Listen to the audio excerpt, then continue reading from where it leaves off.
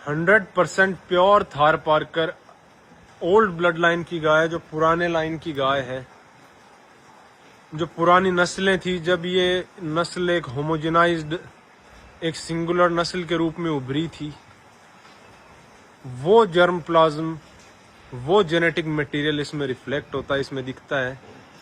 इसका आप स्ट्रक्चर देख सकते हैं, एक एक फीचर इसमें देखने लायक है, रिसर्च करने लायक है, अध्ययन के लायक है।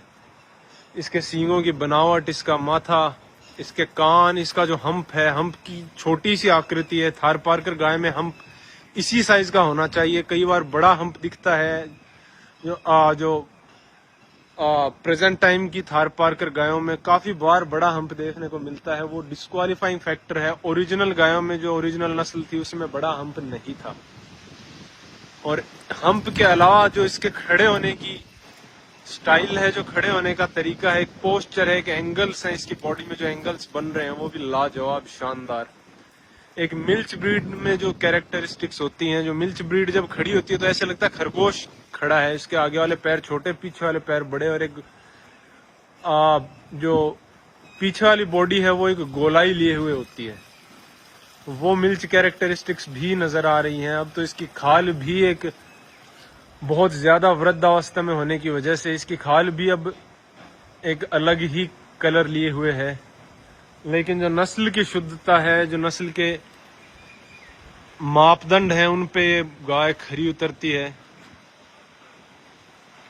और एक एग्जाम्पल है, एक टच स्टोन है इस ब्रीड के लिए। इस ब्रीड की कैरेक्टरिस्टिक्स को देखना हो कि क्या कुछ होना चाहिए, इसमें क्या फीचर्स और क्या स्पेसिफिक चीजों का ध्यान रखना चाहिए इस ब्रीड के को एनालाइज करते वक्त, वो इस गाय में सभी चीजें मौजूद हैं। इस गाय की जब नेवल देखते हैं, जो गल कंबल देखते हैं, ड्यू लैप देखते हैं, तो एग्जैक्टली इसी तरह की ड्यू लैप होनी चाहिए। पूंछ की जो साइज है एग्जैक्टली इतनी ही साइज होनी चाहिए। माथे की जो बनावट है एग्जैक्टली इतना ही उभार होना चाहिए। इससे ज्यादा होता है तो गिर में उसको मिक्स होने की संभावना जताई जा सकती है। जो कान है, कान में भी एक लिफाफे की तरह, एक एनवलप की तरह उनकी जो शेप है वो ऐसी होनी चाहिए। इससे छोटे कान हैं तो भी राठी में मिक्स होने का खतरा उसमें रहता है, या नागौरी में मिक्स होने का खतरा। इससे बड़े होते हैं तो ऑफ कोर्स फिर वो गिर की तरफ बढ़ती चली जाती है। इससे बड़ा हम्प होता है तो वो फिर कांकरेज में, हरियाणवी में, नागौरी में काफी सारी नस्लों का मिश्रण हो सकता है। तो एक बैलेंस प्रोपोर्शन, एक परफेक्ट जो बैलेंस ऑफ प्रोपोर्शंस है, बैलेंस ऑफ फीचर्स है, वो जरूरी है इसमें। इसकी आंख है, आंख भी बहुत जरूरी है। इसकी आंख का जिस तरह से आकृति लिए हुए है, जो उभार है, वो भी बहुत जरूरी है। आंख का कलर भी इवन एक अलग स्पेशल कलर है। इसकी चाल है बहुत इंपॉर्टेंट, इसकी चाल भी है, जिस तरह से चलती है। और इस गाय की जो अडर की बनावट है बहुत ही शानदार है। ये जर्म प्लाज्म बचाना, संरक्षित करना बहुत जरूरी है। इसके अडर का जो आप आकार देख रहे हैं, जो आप शेप देख रहे हैं, जो खाल है, जिस तरह से जो स्किन अटैच्ड है, इससे साफ जाहिर हो रहा है कि एक अच्छी दुग्ध क्षमता वाली गाय है। इसका जो जर्म प्लाज्म है वो बहुत ही सुपीरियर है। और इस एज में भी इसने हमारे पास जब उस बछड़े को जन्म दिया था तो इसने पीक प्रोडक्शन 15-16 किलो तक का इसका पीक प्रोडक्शन रहा था एक दिन का, इस अवस्था में। और ये एक लक की बात है, ये गाय असल में बॉर्डर के दूसरी साइड से ये गाय आई थी। किसी कारणवश ये गाय रास्ता भटक गई थी। जो तूफान थे, जो उधर के हालात थे, उसमें भटक के बॉर्डर को क्रॉस करके मुनाबाव गांव में आ गई थी। और मुनाबाव गांव के पास से हम इस गाय को देख के परख के लेके आए थे। तो ये वो लाइंस हैं जिन्हें सुरक्षित करना जरूरी है। ये वो जर्म प्लाज्म है जो अब लुप्त हो चुका है, ऑफिशियली लुप्त हो चुका है। ये जर्म प्लाज्म प्योरिटी में अब इस तरह के जेनेटिक्स नहीं रहे।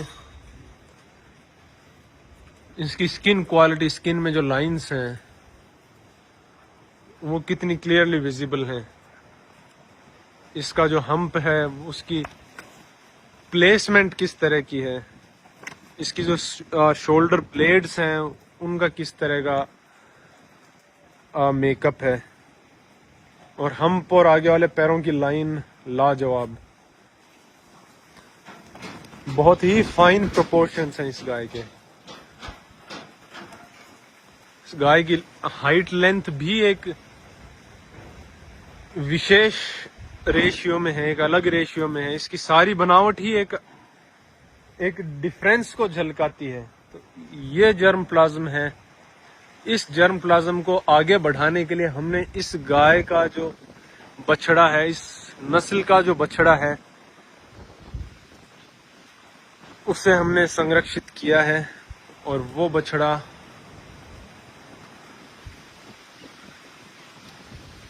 इस बछड़े का एक अलग से वीडियो भी बनाया था मैंने, और इस बछड़े में वो सारी खूबियां, वो सारी स्पेसिफिकेशंस नजर आती हैं।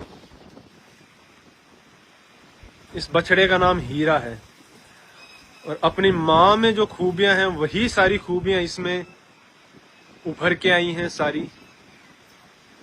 तो आने वाली थारपारकर की नस्लों के ब्लड के लिए, आने वाली थारपारकर गायों में इसी नंदी का ज्यादा ब्लड देखने को मिलेगा। एक नई नस्ल क्रिएट करने के लिए, एक लुप्त हुई हुई नस्ल को बचाने के लिए, एक हेरिटेज को वापस पुनर्जीवित करने के लिए इस बछड़े का अहम रोल, अहम योगदान रहेगा।